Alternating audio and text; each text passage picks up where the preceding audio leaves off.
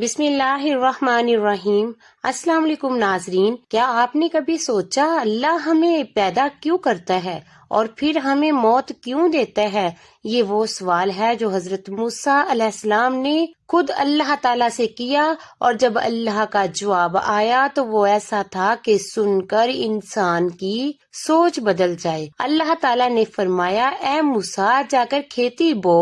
حضرت موسیٰ علیہ السلام نے کھیتی بوئی، پانی دیا، محنت کی، اور جب فصل تیار ہوئی تو اسے کاٹ دیا۔ اللہ نے فرمایا، اے موسیٰ تم نے خود بویا پھر خود ہی کاٹ دیا۔ حضرت موسیٰ علیہ السلام نے عرض کیا، یا اللہ اس میں دانا بھی تھا اور بھوسا بھی، دونوں کو الگ کرنا ضروری تھا۔ تب اللہ تعالیٰ نے فرمایا، اے موسیٰ پھر یہ حکمت مجھ میں کیوں نہ ہوگی؟ میں بھی انسانوں کو اس لیے دنیا میں لاتا ہوں تاکہ نیک اور بد الگ ہو جائے۔ یہ دنیا ایک کھیت ہے اور ہم سب اس کے دانے۔ موت ختم ہونا نہیں بلکہ ایک چھانٹ ہے جہاں نیک لوگ جنت کی طرف جاتے ہیں اور برے لوگ اپنے انجام کی طرف۔ ایک دن حضرت موسیٰ علیہ السلام نے دیکھا ایک ننھا ہرن کھیل رہا تھا۔ اچانک شیر آیا اور اسے مار دیا۔ آپ کا دل بھر آیا، عرض کیا، یا اللہ اس معصوم کا کیا قصور؟ اللہ نے فرمایا، صبر کرو۔ پھر وہی شیر ایک شکاری کے ہاتھوں مارا گیا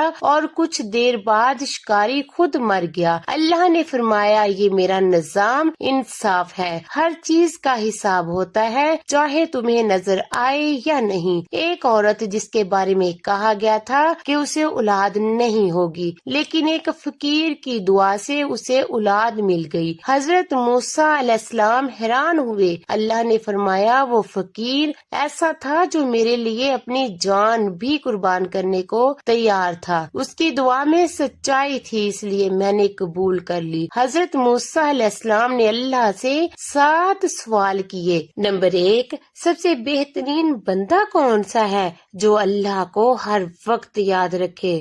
نمبر 2، سب سے ہدایت والا کون ہے جو قرآن کے راستے پر چلے؟